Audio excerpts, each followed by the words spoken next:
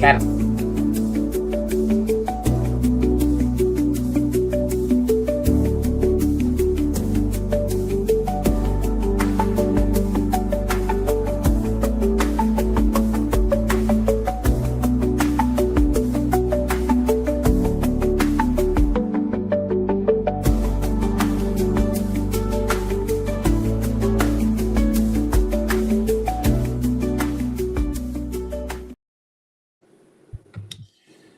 Hello, everyone.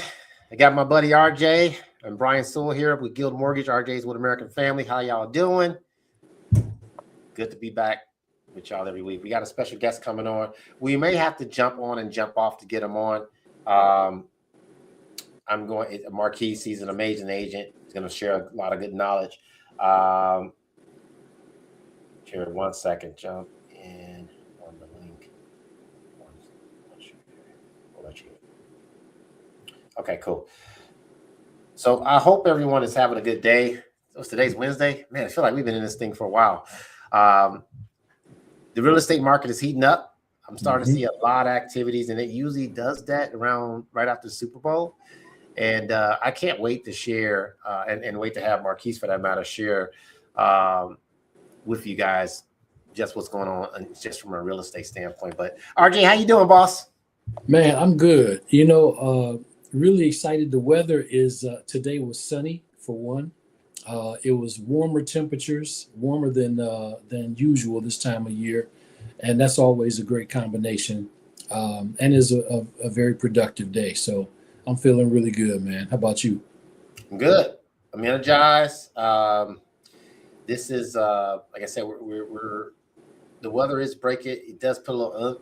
And it's still sun outside here, right? And it's 4 o'clock, right? I got the shades down so you guys can see, but it's beautiful outside. So I like, I love this weather. I love what we're doing in the real estate market. So I think we're going to do a lot of cool things to help people. But I mean, we're going to talk some real estate. We got some questions that came in that we got to answer. Make sure I set up and get those. I can't wait till Marquise get on. He can answer some questions. Do you want to? Where you want to start it off at? I know we always wait to the end to get our little sports in, but what's on your mind right now? So first of all, the most important thing is God. Amen. So I want to give him glory first and thank him for every blessing that he gives us. Every day is a fresh start for us. And that's all because of him and his son, Jesus, the Lord and Savior. So I first want to start off there. And I want to talk about those Bulls. Well, let's give God praise. We gonna hit the Bulls. Just really quick, not to interrupt you. So we will be able to have him come in that way. So okay. I think, so I'm waiting for him to jump in. I'm just going to send him the quick invite so he'll have it. But hit us with the Bulls real quick. I mean, you guys, and we're going to get to some real estate, but we're local. We got to hit the Chicago market. How you feel about them dumping everybody? It's about time. You know what? We've been sitting in the middle of the pack for way too long. This is Chicago. It's supposed to be a sports town. I think the fans have to learn to not go to the games when they're putting an inferior product on the floor. This is Chicago. We should be competing for a championship most years. If we put the talent out there, the franchise will make its money back. There's never going to be a problem with that in Chicago. And as a fan, I haven't been able to watch the Bulls in a few years, flat out, because they've been in basketball purgatory. What did I say? I think that's what you said. The basketball purgatory, whatever they call it. I'm sending him another link. Sorry, guys. I don't want to be distracted. You'll have my undivided attention in 2 seconds. But, all right, I'm back. So, they've been in basketball purgatory, man. Look, here's the thing. I agree with you. They did the dumpster fire. You and I grew up during the Jordan years, and even I would say the Derrick Rose years. But, I got my buddy here now. He's coming in. I love it. This is my boy Marquise. But and Marquise used to play ball too, so we could talk about that in a minute too. Him and I didn't realize we played against each other. Yeah, I still got your trophy like at home. I appreciate that. That wasn't necessary. Just keeping it for you, holding it down. Yeah, all right. We're gonna move on right to real estate. He's like to try to put the dagger in our heart real quick. No, but man, thanks for jumping in. So guys, look, technology is always a fun thing, right? But I got my buddy Marquise here. He owns his own real estate company, Pierre International, right? John Pierre International, yes. Yes, John Pierre. My bad. I always leave out the first part, but I got my buddy RJ from American Family. Give us a quick background on there. We're gonna jump in. We're gonna talk a little sports, a little real estate. We'll get it all in, but I'm glad you're able to jump in now. Okay, great. Thanks again for giving me you guys platform. Thanks to RJ and Brian for having me today. Like, I'm happy and excited to be here with you guys. And ultimately, like for me, I would say, like, how would I describe myself? A former person that was in technology, a person who now uses that technology to solve different problems, right? So now identifying the problems are changing location, creating generational wealth, being able to just basically use real estate as an anchor, and just being able to do that. And, hundreds of families closed over 16 years in the industry. And that's a summation. Okay, cool. Nice. RJ, before I jump in, you got anything you want to ask the expert here? Yeah, you know what? You said something I think is really important. There has been a move of people going from ownership to renting again. But you said something really important, and this is the point that I bring up a lot of times. I want to get your perspective on it. So you mentioned building wealth. How does real estate play into that? And how do you, if you're having that conversation with somebody who says, I'm done owning, I just want to go back to renting where I don't have to worry about anything anymore? Well, I would say just look at like how long you've been in your situation. Look at how long you're going to rent, and look at what you get from the end of that, right? So you rent like an average place in Chicago, right? You were to say you're paying a couple of grand, you're paying a couple of grand per year. And then you figure like if it's $2,000, then you say a year is 24,000. Now you multiply that times 5, times 10. So there's no return on that investment. There's no equity to be had. So real estate is a game of equity. It's a game of gains over time, as are the markets, right? They tell you if you're a stock investor, right, you don't invest necessarily unless you're an options trader, but ultimately you want to have it for the long, right? You want to have it for generations, and you don't want to sell. You want to potentially leverage it, right? So having it over time allows you to create leverage that you may or may not have had. Most of my clients are first-time home buyers, so a lot of them aren't coming into real estate being wealthy. But I do have one situation I can think of offhand to where I sold a client, and I want to say that I gave them a piece of my commission in order to close on that first property. I want to say over the next 4 years, they were able to acquire from one property, maybe they acquired 5. And now, funny enough, they're in wealth management now because they sold those properties. And now they actually have some wealth to talk about, right? They can actually tell people like, hey, here's what we did. Here's how we, we're able to build wealth through owning one single family home. And they turned it into a portfolio, and they're doing really well now based upon that. I love what you said, Marquise. You and I talk about this all the time. RJ, you and I do too. But I like to show people, man. I'm one that, and I'm going to see if it's going to let me do this, because what you just hit on, I think we need to share. And, I'm going to let y'all keep talking. Oh, I got it. Let's see if this thing works for me this time. Oh, yeah. Here we go. So I'm not going to cheat here, guys. I just want to show a quick report. So, Marcus, I'm going to let you drive. You're the agent. So what area would you like me to hit in? You want to do Chicago? I can't see it that great from my screen, but I'm going to say, and I'm going to trust like what you're saying. So yeah, I'm going to say Chicago. Let's hit Chicago right now. Okay. Give me a purchase price you want to look at, and I'll make I'll zoom in when it's time. Let's look at between 285 and 350. All right. I'm going to go to the high end, hit 350 with your number. Okay, and then we're going to hit next. So Moody Analytics uses it, and this is MBS Highway, by the way, and I've done this before. Marcus, you and I have done this before, but I like showing this, right? So if someone, and I know it's let's see how big we can make this. I don't know. Is that a little bit better? It's a little bit better. It's still small on my screen because I'm looking from a mobile device. So you have to Okay. forgive me. All right. So what this is showing that if you were thinking about moving in a year, this is saying that's not a good deal. It's a negative. You see, it's red, right? Red in our, we learned in kindergarten is bad, right? It's not good. It's negative 4,300. But over the next 9 years, this is saying at an appreciation rate of about 4%. As a matter of fact, I got to go over here to do that. Sorry. I'm sorry, 3.54%, this number right here. Over 9 years, compounded principal, right? That property value is going to go up to about 186,000. And even if now that's conservative, right? Appreciation gains, 128,000. The amortization, the amount of principal you would have paid down is 43,000. And they're talking about cash flow compared to what you've been paying in rent. That's 40,000 because you get to write off the interest and property taxes. So we're always going to tell you to talk to an accountant. This is a 22% tax bracket. So total rents, you're at 361. What the average rent for that price is, minus your total buying power. The cash flow difference is 40,000. But the number that I really want you to look at, is this one up here. We're going to hit review report, and hold on. So in 9 years, you've gained equity of about $186,000 compared to now that's $86,000, Brian, and that's in some instances towards some people we don't know how they purchased the home, right? We don't know if it was a HUD home, which you could purchase for as low as $100 down, or we don't know if it was a FHA to where they put 3.5%, or conventional to where they put 3 or 5% down. We don't know what they put down, so I don't know too many things that give you that rate of return.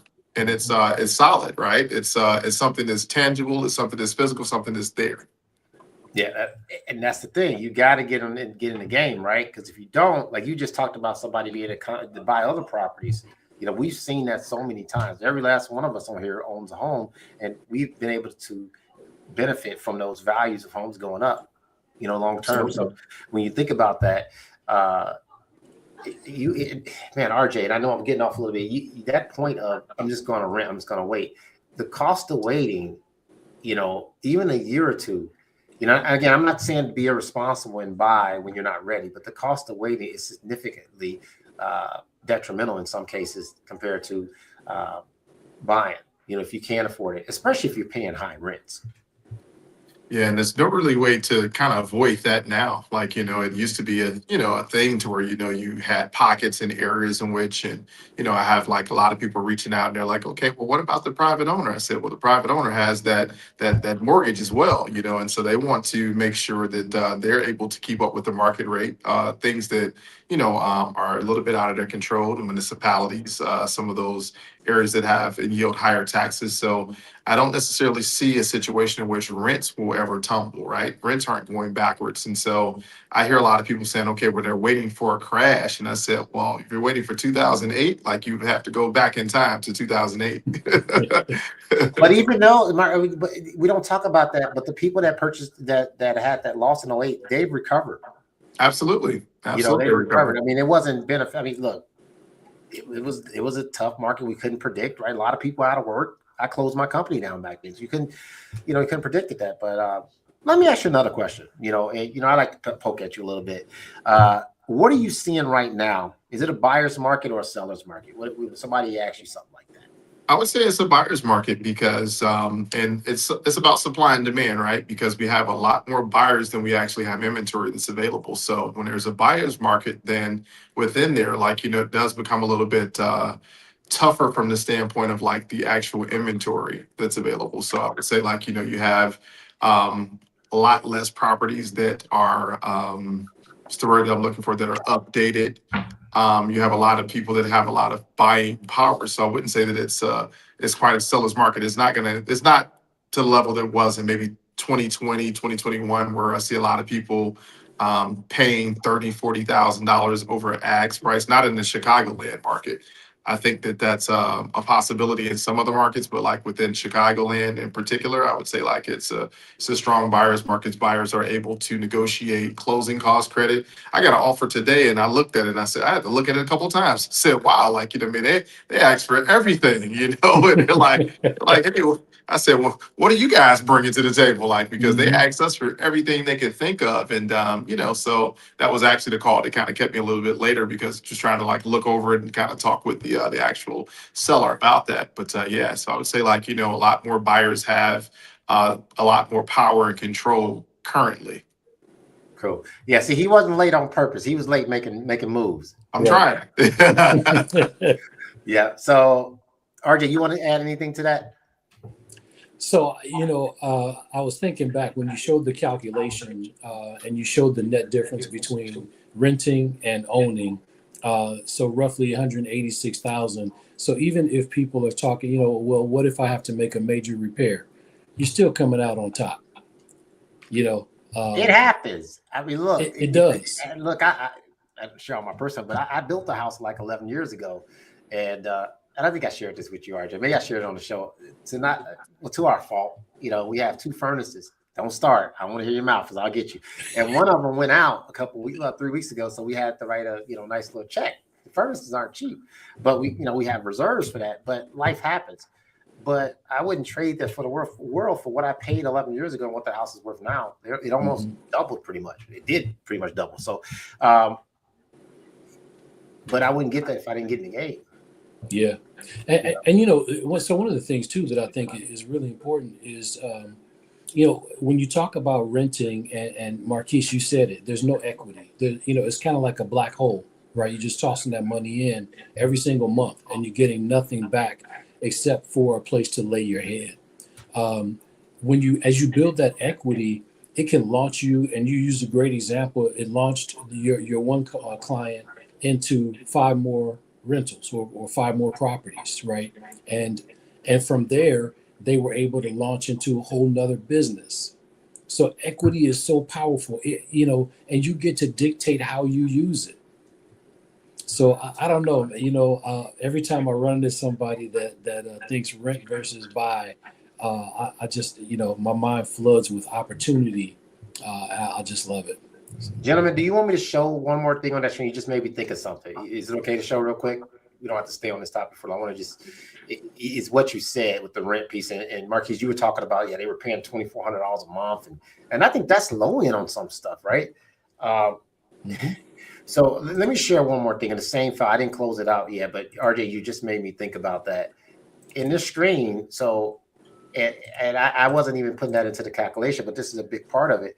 This number is 361 in rent, because I did the math in my head. They're assuming that you're paying rent of 2783, right? You're paying 316 a month when you're principal, but 2783 in rent.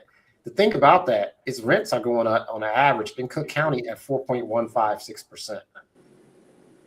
So that's how they came up with 361. Because if you just do a straight, let's say you got a landlord that's not going to charge you for taxes going up, anything like that, then that would have been over 10 years. That's $333,000.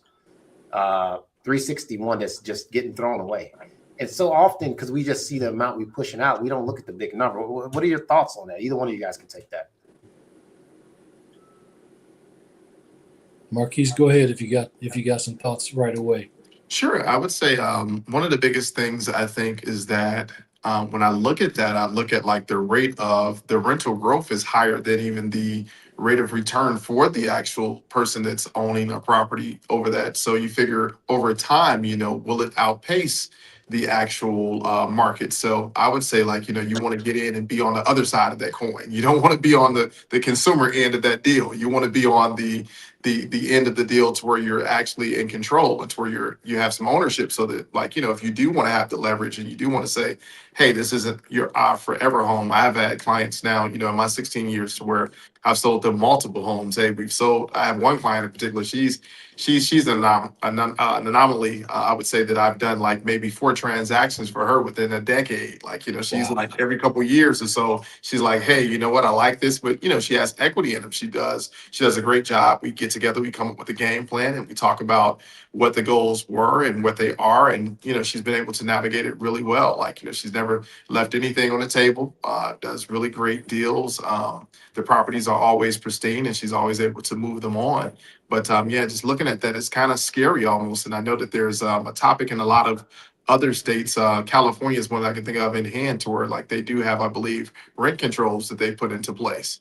Now, I don't know if that is something that will happen in Illinois like anytime soon, but that is something that like, it's been a hot topic because like at the rate of growth and then just looking at jobs and so on and so forth, I don't know who can afford these rentals. That, and then we have a whole nother issue when we talk about commercial properties and like what's going to happen with that. Are a lot of these commercial properties, because people are working from home and businesses are operating differently, like are those going to turn into residentials now? So a lot of Mhm. questions marks as it relates to that. But the thing that's not in question is that there's still a housing need, right? People still need places to live. And like, you want to, like I say, you don't want to be on the consumer end of that if you can help it. Yeah, I mean, Absolutely. that's what people hide their wealth in. In so many ways, it's where traditionally you can build wealth with being right off the interest and property taxes. But that's an interesting point you bring up with rent control, because you got to think about if they do that, then they need to have control with the landlords. Like landlords say, hey, you can't be raising taxes on me like that. Give us some property tax certainty that you're going to finally give those bears property tax certainty. Looks like so. Yeah, no, I'm sitting here. Brian Sewell, Guild Mortgage. I got Marquise Tolbert with Jean Pierre Realty International, and Richard James with American Family. So we're here trying to educate you on the home buying process. It's a good time. Marquise is saying it's a buyer's market, so you need to get in the game. And Right now, like, yeah, right right now, now is a good time to this buy. week, this weekend, I'm putting 3 new properties on the market. Like, I'm giving some love. It's this love weekend. It's Valentine's Day weekend. I'm giving some love. So I'm putting some new properties out there. Like I'm putting, I have a 3 unit that's in Woodlawn, a hot 3 unit property. I have a wonderful duplex property that's in Armour Square. And then we have a property that we're putting in River East as well, like a condo. So like, we're giving love. It's a great time. Like get out here now. Greatest thing about now, really quickly, and then I'll leave my advertisement No, alone. you're good. We want that because This is the best time in order to buy, honestly, and I know that you hear that a lot, but like we're still technically in the winter, so you get a chance to test the systems, right? Paying very close attention to the systems, you get to find out, hey, what's the condition of the roof? Are those 2 furnaces working? Like, are you going to have substantial heat? Like, that's a great time to be able to see like the bones of the house during the season. Like in the spring and summertime, it's a crapshoot. You don't know, like, if those things are going to hold up. And that's important in the Midwest, but really around the world, not with global warming, but definitely in Chicagoland. You do not want to be caught without having adequate, like, heating. no, no. Absolutely. Yeah, so that's a good point. Hey, can you share a little bit more about those properties? So you got a 3 unit that's coming in hot. You said a condo. What was the other one? So the 3 unit is in Woodline. So it's 6409 South Roads. It's a 3 unit building, 9 bedrooms, and it's about 3.3 baths. So it's 3 baths and a half bath in each unit. Basement is partially or mostly finished as well. That's a hot one. It's in the west portion of Woodline at 6409 South Roads. We just put that one up like maybe I want to say 2 or 3 days ago. I've got, and it's at a pretty reasonable price at 525. We've gotten so many views, like, I can see how many views. About 40 agents have looked at it. And I think like maybe 7 or 8 have toured, and we have received like an offer that we're currently reviewing, but no answer's been made yet. The Armour Square property, which is a duplex, it's about 2,600 square feet, 4 bedroom, 2.5 bath. This property is pristine. It's a condo unit, only 3 units in it. And this is the biggest unit, it's the duplex. And it can be used for a potential rental if you don't want to live in it as owner occupant, or you can use it as a midterm for those that like to do midterm rentals to where like they can, rent it out to a corporation and be able to make a little bit of money off of it. Just, technically, be careful what kind of, lending lending you use for that. Make sure you get that approved by Brian.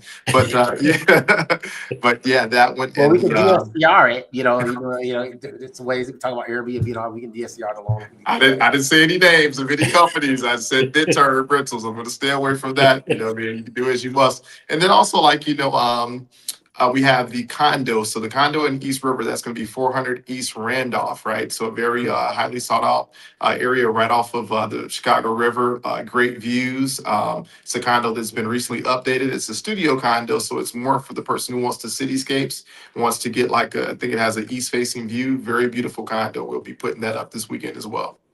Cool. Well, that's good stuff, man. See, you got an agent doing some business. So I'm trying. Hey, I'm out here. I'm out here working. Like, it won't be for lack of effort, right? cool. Hey, Marquise. So, as people approach you, what should they know about getting started? So, what kind of things should they be prepared with in order to win that bid and get that property off the market and in their name when they come to you? I would say, like, everyone has that's a great question. I would say, RJ, the best advice that I can give is to start where you are, right? So everyone's going to have a different starting point. So I would say, like, for the person who is just like, kind of wrapping their brain around it, you want to get like your financials together. You want to get like, your taxes together if you're a W-2, also your taxes together if you're a 1099. You want to be able to have an idea of kind of where you are score wise and be able to kind of really look at your credit as well, and your debt to income ratio. You figure for the place that you're purchasing, like, I just look at, like, I try to keep the math simple and then I pass everything off to Brian from there. But you probably make about a third of what it is that you can afford, right, for housing for the most part, right? So, like, look at like you're paying a third of that can be dedicated between 28 and 33% of like what you make gross can be dedicated toward like your dwelling. As long as like your debt to incomes, obviously measure up, and Brian can kind of like get more deep into that. So I would just say, like, have your documents ready. And even if you're not ready, we've been in the business for a long time. Like, myself, well over a decade, Brian longer than that because I don't want to age him. Um, Right. so we'll RJ's the say, oldest though. Yeah, so you can age I him. am. How long you Yeah. been in American so family, RJ? 30 years? 30 years in the business. 30 years of the business. Wow. Like, yeah, that's one of those Kevin Hart's, like, wow, okay, hey, I love it. I love it. I love it. Like, one thing I will say about us is that you can't look at, like, anyone from our hue and be able to tell how long they've been doing anything, where they are, Don't track. where did it, like, what I mean? So I love that about us and for us in this Black History Month. So I would say to cap it off, just come to us, like, have a conversation. Every situation is different, like, regardless of any of those factors, we have, support for those things. If the credit is not there, we do have, credit consultation that we can send you through. If you don't need that, then great. Like, we can send you right, get your pre-approval and have you shopping, like, within a weekend. It's really up to the consumer. Like, once we have the conversation, the opening conversation, we can send you over, have you, I think one of the myths that people do is they don't get their credit pulled. I would say get your credit pulled very early. It's the beginning of the year. And even if you're not ready, we'll know exactly what steps we need to take. We'll know what we need to pay down, because I've seen a lot of situations over the years within my experience to where people will pay off things. It's like, yeah, that $20,000, you didn't have to pay that. Like, Right. what I mean? Like, what I mean? That wasn't an immediate need. You could have put that on the back end. So you just want to, like, talk to the professionals to find out exactly what needs to happen and how we can get you in your home, because, we want to get you in your home. That's our job. It's not to judge. We listen and we don't judge. There you go. I We love want it. to help you build wealth. I mean, and Mark, that's such a great answer. I mean, we can do a whole show on that. We got to have him come back out, RJ. I told you he's good, man. Absolutely. Oh, well, thank you, fellas. I appreciate We appreciate gotta the have him do platform. it. He gives a lot of good stuff. I mean, I would say one thing that's hot right now, and just kind of piggybacking on that ratio thing, since COVID, a lot of buyers went self-employed, right? A lot of 1099. So there's so many flexible programs that's out. RJ, you and I talked about this, I think, on the first show,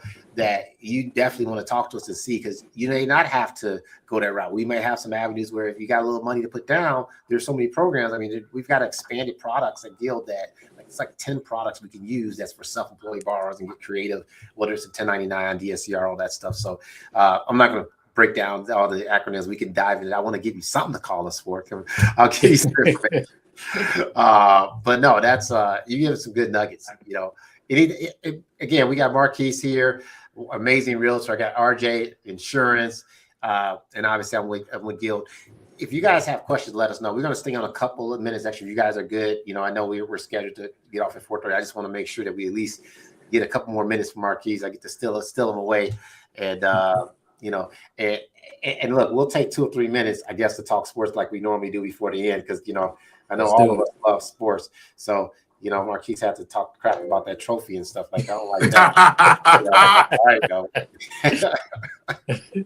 That's great. I would say, like, a great thing to talk about now, since we just left the free agency market. Like, what are you guys' takes on what happened in free agency, and also what happened with our Bulls during free agency, and what are your thoughts on that?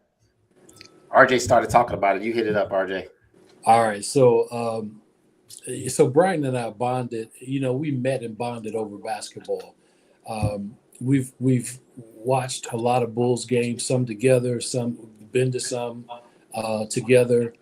I have not been able to watch the Bulls play in the last few years because I am an avid fan, and in this market, I expect us to have a winner. It doesn't make sense that we don't. So it was long overdue. It was time to blow it up, and we need to start over. We need to get a good draft pick, and with this roster, I think that's coming. um, but we need to Joey Donovan's rebuild. good of a coach sometimes, though. Yeah, well, yeah, there's a lot to be said there, but we have to get talent to put on the floor, and then we got to have a great coach that can put it all together as well. And it has to be players that want to play for Chicago, and they want to play together and not be selfish. Mhm.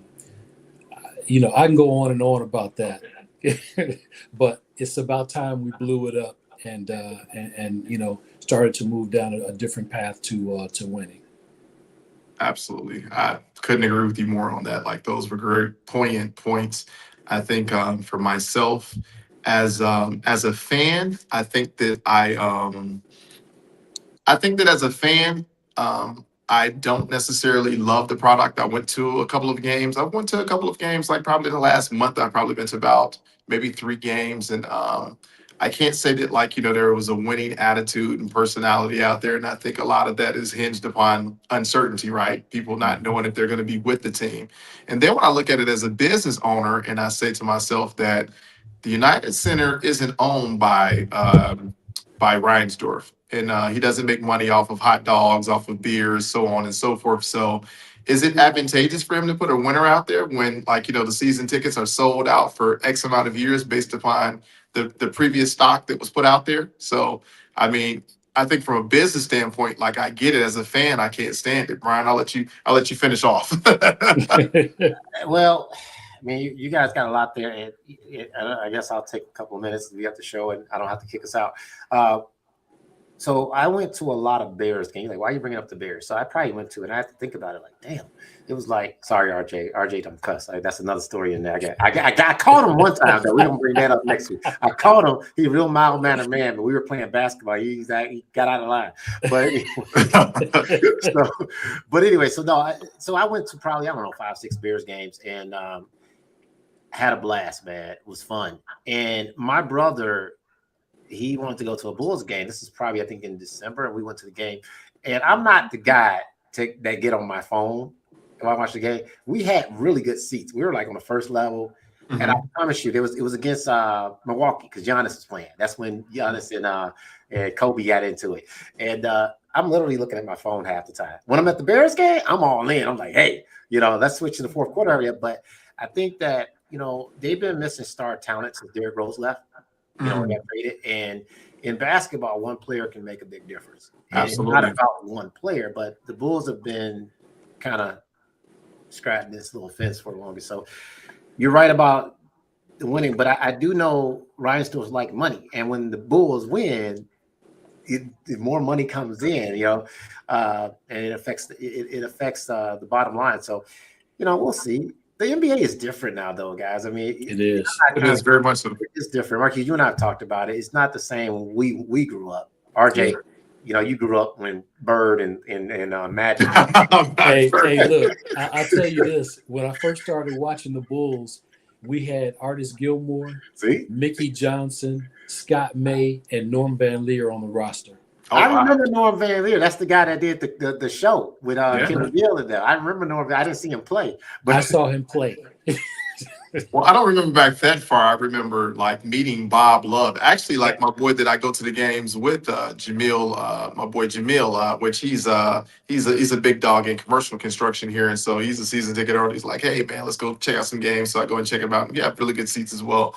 And so we met Bob Love. He came to one of our YBA games. It was the first pro we'd ever met. We were just stoked about that. Super cool. He's one of the jerseys retired. They're so yeah, Bob Love was a big deal. Yeah.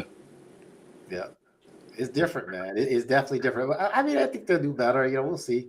That is with the Bulls. So 2 minutes though. I don't know about the Bulls or the Sox getting better because, like I said, I mean, I see it as a business arrangement, and if they don't get those stadiums, because they want to control more of that, I don't necessarily see them putting a winner product. I would say view it a la Ballmer in Los Angeles, and how, like, he's paying Kawhi under whatever we got to do, like, because they've invested a lot into like that, and they own the stadium, like they're out of staples. So I would say until the Bulls and the Sox are out of the staples, and even the Bears, like, I think that, like, the Bears were sheer adrenaline and will this year. Like, and I hate to, like, not only be a Debbie Downer on it, but I feel like, we'll get a chance to see what they're really made of this year, like this year coming.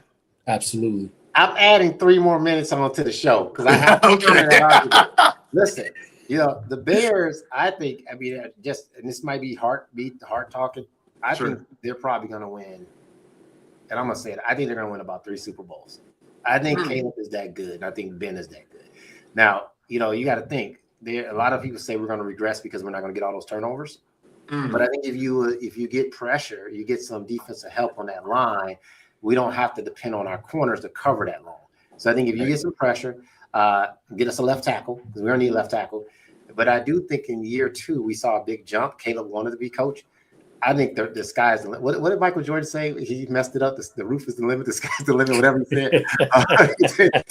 The ceiling is the roof. Whatever he said. That's funny. But no. But I do think this. I can see Caleb being the next. He's going to be the NFC's Patrick Mahomes.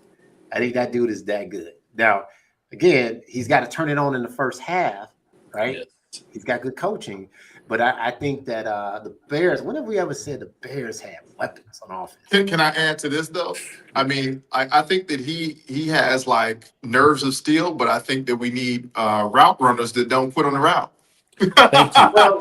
Thank you. Hold on, there's topic about that too. So at first I was mad at DJ. I was at that game, by the way, too. I never jumped that high. Oh, we were jumping like little girls when he threw that bomb. He can make throws that I've only seen one other quarterback make, and that's Patrick Mahomes.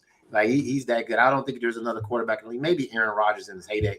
I would say Favre-ish, but more like Patrick Mahomes as far as off the move. Favre couldn't make that throw he made with the Jordan look. Not off the move, no. Yeah, he couldn't make that throw. But so there's talk. I think Owen Krutz said this, that DJ was hurt. Like he was in that tent for a long time. And I remember that being at the game. And I'm like, where the heck is DJ Moore is? So I'm going to blame Ben Johnson, as much Ben can't do no wrong. I love Ben Johnson. But if DJ was concussed, which is why he can't talk, and the Bears aren't talking about it, and DJ's not talking about it, he's saying a miscommunication, then now I know he's kind of done that before, but he was hurt. And so he ran the wrong route. But I think the Bears are not saying anything about it because he might have been hurt. Okay, well, yeah, that would be and that also probably didn't trade it either because you don't want that to get out. My only reason I blame Ben Johnson for 2 reasons. One, he had a couple opportunities to kick a couple field goals. Yep. Get a bit conservative. He'll learn from that. And then 2, if DJ's hurt, and Coastal Loveland was hurt too. He was out. He was concussed. He didn't play in overtime. He should have went to Luther Burton. But look, I wonder this though. But whose responsibility is that? Because Ben Johnson, unlike a lot of the other coaches, he does the play calling as well. He doesn't necessarily use the OC or offensive coordinator that way. So whose job is that to tell him hey, you know what, this guy, he can't go? Because if my thought process is if you're on the field, you can play.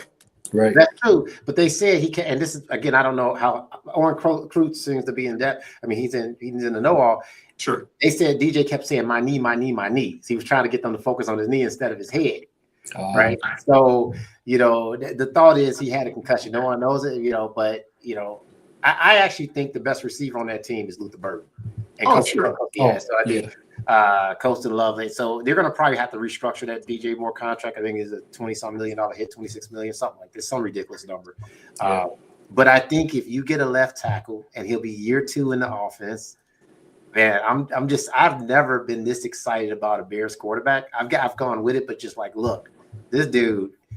Yeah. He's got something. I don't know what it is. He's got something. Look, he had a lot of drops too. They said it was almost 400 yards in drop. The Bears had the most drops. As much as they got all the turnovers, there's a lot of drops too. Well, I'm going to be honest and say that I didn't really tune in until they got hot. And I would say like, I did see like the divisional playoff game. And I would say that like, contributed to like that was one of the one of the coldest days we had. And so he was out there throwing bombs. And so, it's kind of like he kind of attributed it to, but it's like I look at him like we're in the Midwest, like you guys don't go outside and practice, you're practicing inside. Like, what are you doing? Like you got to prepare for the elements, like, so and I know that they have a dome practice field. I'm like, hey, you may need to just go back to grassroots and find some outdoor space to actually throw that ball. They practice outside, though. I think Roma Dunze dropping that touchdown, the first drive, I think that hurt him because Ben is like, I guess I got to go for it. Yeah, I think like you said, Brian, not being able to stop someone too on the other side of the ball, like hurts. But they played good that game, though. The defense actually played good. They I don't know, like just against the Rams, they did. Against the other teams, not so much. Right. I was gonna say like, against the Rams, but like, I was just kind of watching. I think that like, honestly, I'm gonna be honest, like, and I hate to sound like a pessimist. I just think they played above, like, like above. So I'll be curious to see this year. I'm rooting for them, but I just think that they played above their talent, if I'm being honest. I think Caleb is a talent, like, and maybe even possibly a generational talent, but only time tells. Yeah, I got you. I got them winning. I don't even know their schedule. I got them going 12-5. I think they're gonna win one more game. I like that. If they this is what has to happen for me. They have to get my little wish list as a Bears fan. Address the left tackle. I don't care if it's you can make a trade or whatever. Address the left tackle. Yes.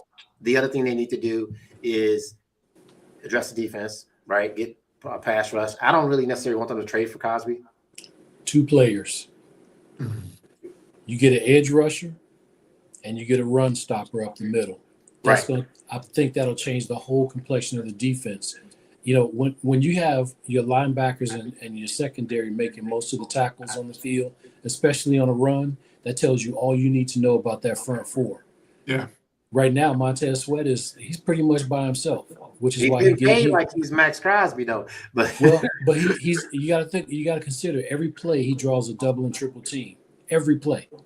They run the ball right at him. They take him out of the play with blockers, and then he's neutralized. But if you put another an edge rusher on there, all of a sudden it's going to change everything. Marquise, we lost your picture, man. We lost his picture. I would add one more thing. Like I said, left tackle, edge rusher. I agree, all that stuff. I'm going to get one more player on offense. I want a difference maker in the running back. I love Monangai. I like Swift. I need somebody like. Did you watch that Super Bowl? As kind of slow as it was. Oh man, Walker is a bad boy. We need one of those. We need a guy. And speaking of the running back, and I said this on the first show. Give me a Walker. Give me just a top 10 running back that can just power in. And I'd probably say, give me a fullback that can get Ben the 1 yard, so we don't have to go for it on 4th down all the time. He needs 1 yard. I agree. You should be able to get the 1 yard. That gets the offense to flow better. So you do that, and then I just don't like using my quarterback that way. Like, in a sneak quarterback situation, like, although he's gutsy and like, and I'm like, I cringe. I'm like, ooh, he's getting ready to go for it. Like, it worked, but I'm like, yeah, I don't like that. Not at all. The funny thing is, he got the first downs when he went for it on 4th down. I know. I just don't like it. Like, I don't like having to do that. It's like you need an all-purpose back, someone that can go in there and like, you go ahead and get those yards. Yeah, I agree, but exactly. I think he's smarter than me, so I'm pretty sure we have a competent coach. And I guess the last thing I say, and RJ, this is going to step on your toes a little bit. I just love the fact that Ben Johnson, after they beat Green Bay, after Packers. And then the other part that I love, 2 more parts of that, when they interviewed him afterwards, I don't know if you saw the George McCaskey interview, and they were like, "How do you feel about what you said?" He's like, "We don't like that team up north," and George and I discussed it. I'm like, yes. I like the guy. I'm like, look, Marquise, you my boy. We playing that. We didn't exchange jerseys, give each other a hug. We tried to kill each other when we was playing. Exactly right. It was beef. But that's what you like. You like a real rivalry. Like, I think that's the thing that's missing from sports. Like, people look. You're on your team. You talk to the players on your team. Don't talk to me. Like, I think that I'm happy, and this is off top. Well, it's not off topic. It's crossing sports over. I'm tired of the LeBron era. Everybody gets along. I'm sick of it. Like, when they were fighting the other day in what was it, Detroit, Actually, I'm looking, I was like, you know what? The Hornets could actually make it to be in the play, they could actually be the 8th seed and really see them at some point. Like, you know what I mean, Yeah. if they keep going, because their trajectory says that like they're playing really good right now. They've kind of hit their stride. I would like to see that matchup in the playoffs. Like, I'm tired of all this friendliness. Man. Absolutely. Detroit is a legit, and I'm not a bad boy fan, but they're a legit contender. I They think are. so. In the East. Yeah, well, Kate Cunningham is finally playing to his potential. He's becoming the player that we expected him to be when he was drafted. Absolutely. And he's bringing everybody with him. Absolutely. I love it. I love seeing it. But yeah, that's what I want to see. I want to see more rivalries. I want to see more people like games getting chippy, like more like things to have. What do you guys think about the All-Star game that's coming up? Because that's coming soon. That's been a snooze fest for the last decade. Well, when you allow the opposing player to throw an alley-oop to himself off the glass and you do nothing, I like competition. I don't like gimmies. I can't stand the All-Star game such as it is now. I watch the skills competition, the three-point shooting, things like that. I will not watch. And the dunk contest is just get rid of it. Yeah. If you're not gonna allow people that are outside of the NBA to dunk, then I don't want to see it. Yeah. Listen, the problem is, and you blame LeBron for the other thing, but it's his fault too for that too. So it's the competing thing. And again, you got to give LeBron his credit, all-time great, longevity, but I think the whole teaming up and doing all that stuff played into the NBA getting weaker. And again, we love to watch it back then because either you with LeBron or you wanted to see him lose. I was one of the guys like, dude, I don't like that. That's like us three go out. Let's go play some fifth graders. That's kind of how it felt like. Right. So and RJ even I probably couldn't jump that high, but Marquise can still dunk. I think, right? You still get barely. Like the meme says, barely. But my dunking days are long over. Yeah.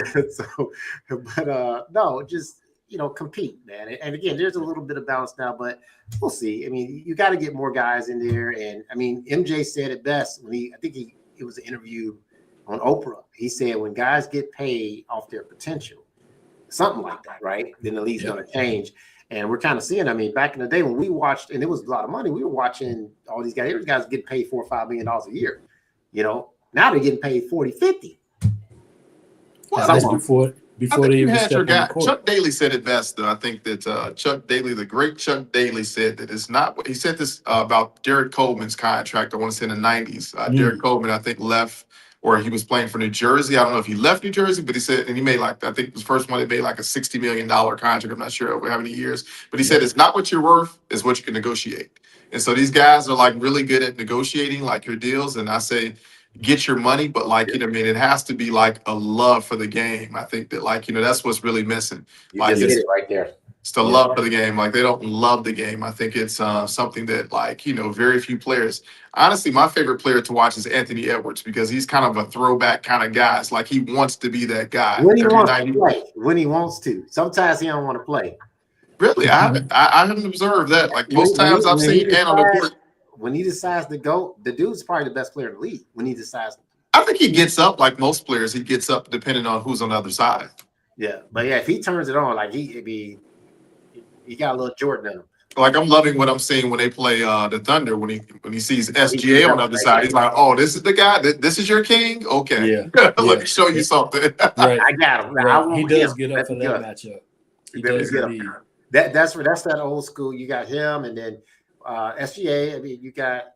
What do y'all think about Wemby? I mean, the alien, the alien is unstoppable. We had like 40 in 26 minutes the other night. Like crazy, went crazy on LA. I saw the first couple quarters. I said, man, the first quarter was crazy. Like he had I want to say he had 25 in the first quarter. Yeah. Look, we gotta give LeBron some grace now. I'm gonna give him grace because he is 41 years old. He didn't play. LeBron didn't play. Luka. I don't know if Austin Rivers. I don't recall seeing him, but they didn't play their team. I don't know if the Lakers are saving for All-Star. That's another thing. Right, you go to a Laker game, to a San Antonio Spurs game, and then these players are sitting they're resting. Yeah. It's you spent all this money, which like I said, I was fortunate enough to like, when I go to the games, like, I got a good little hookup. I go to the game, like, my guy, he has his close to floor seats, and we're sitting there, but like you're still paying like, for some gifts and sliders, you know what I mean, and a drink. You're paying like about $100 plus He got almost. that And it's like, slide. You getting Gibson sliders? I didn't even know they had that. RJC, we just sat on the first level. listen, listen, those gifts and sliders are amazing. But I But didn't know they had that at the shouts out to United. Gibsons. That's not just first level. That's like a VIP section. First level. Yeah, right. Now we know who got all the money here on this call. Okay. Hey, listen, not I. I have great relationships, is what I have. So. Oh, man. Guys, I hope y'all. This was fun. I mean, at the end of the day, we could talk sports all day. I'm entertained. Holding you to that 12-5 with my Bears. I'm telling you right now. I told RJ. I told him. I said, Justin Fields. Justin who? We good. I was like, this dude. Yet another quarterback we ruined.